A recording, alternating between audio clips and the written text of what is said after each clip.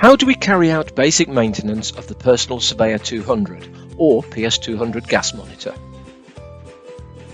Hi, my name's Alex Littlewood and I'm the UK and Ireland Industrial Portable Sales Manager for Teledyne Gas Measurement Instruments, part of Teledyne Gas and Flame Detection. I've been selling our gas detection now for over 7 years and I've been in the safety supply and gas detection industry for over 30 years.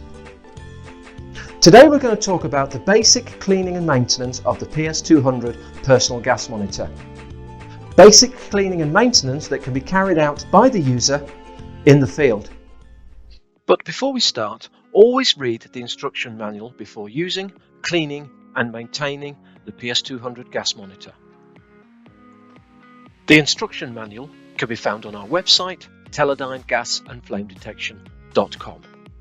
in the Personal Safety Gas Monitors section under PS200.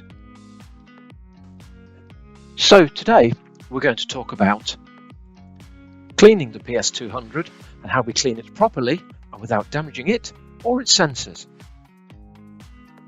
We're going to look at how to remove the front grille, inspect and replace the front hydrophobic filter, and then replace that front cover. We are then going to look at inspecting and replacing the inlet nozzle dust filter.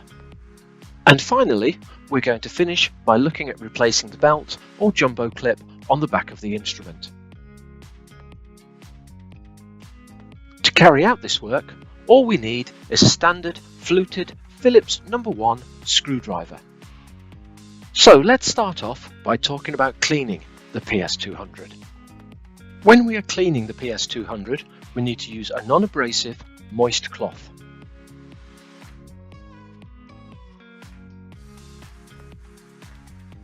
In extreme cases, a mild soap solution may be used, such as a light dishwasher liquid with a non-abrasive cloth to remove any stubborn marks.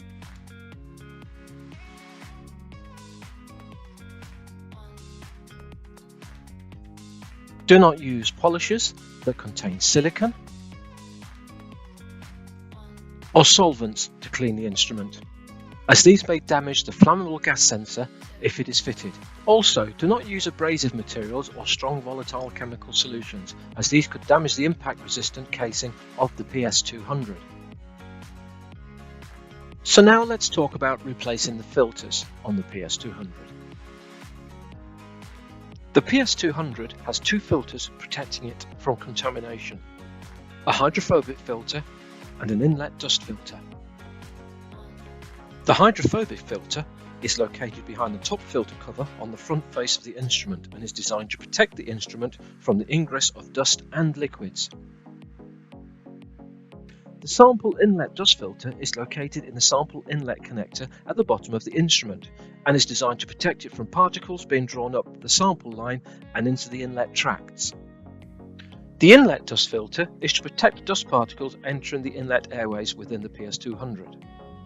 The air entering the instrument is drawn in and over the hydrophobic filter, therefore protecting the sensors and internals of the monitor if water is accidentally drawn up and gets past the inlet dust filter.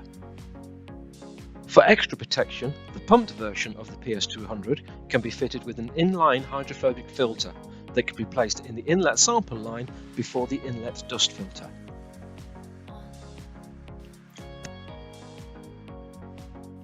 The hydrophobic and inlet filters should be inspected periodically for contamination or damage. So let's look at inspecting and replacing these filters.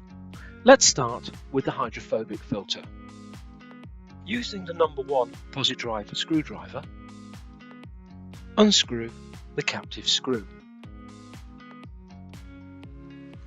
and remove the filter cover by sliding it away from the display screen to disengage the locating lugs from the corresponding slots in the filter access. Carefully lift, then remove the hydrophobic filter from the instrument filter recess. The filter can be examined and replaced if required. Note that there are locating pegs in the instrument filter recess and mating pinholes in the hydrophobic filter. We must ensure the correct orientation of the filter during the reassembly, and these locating pegs allow us to do this. Now replace the filter cover over the filter recess by carefully sliding it towards the display screen until the lugs are located in the mating slots in the instrument filter recess. Be careful not to over tighten the screw.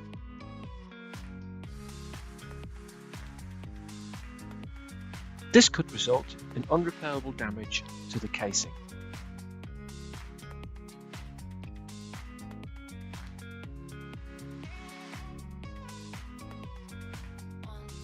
Now let's remove, inspect and replace the inlet filter. To replace the inlet filter, unscrew, then remove the 2 posi-pan screws. Then remove the inlet nozzle, complete with the inlet filter located in the inner recess of the nozzle.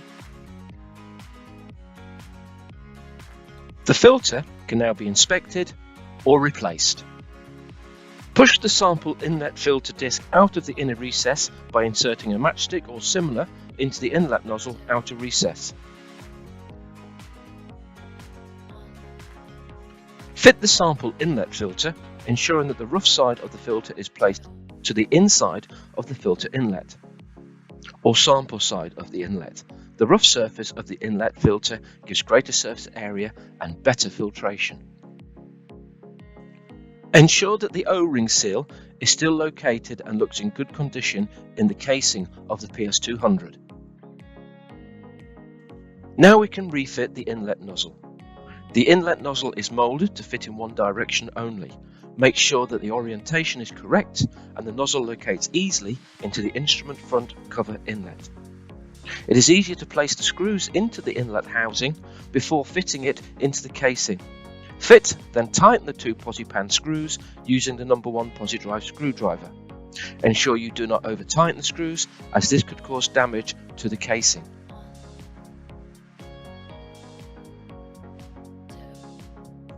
Finally, let's look at replacing the belt or jumbo clip on the back of the PS200. Open the belt clip on the back of the instrument.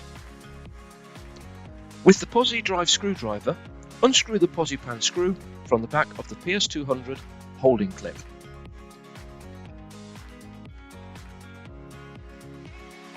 Remove the belt clip and attach the new one, ensuring it sits correctly between the recesses on the back of the cover.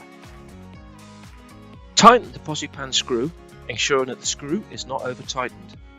The replacement clip comes with a screw that is pre-treated with a thread locking solution to reduce the likeliness of the screw coming loose.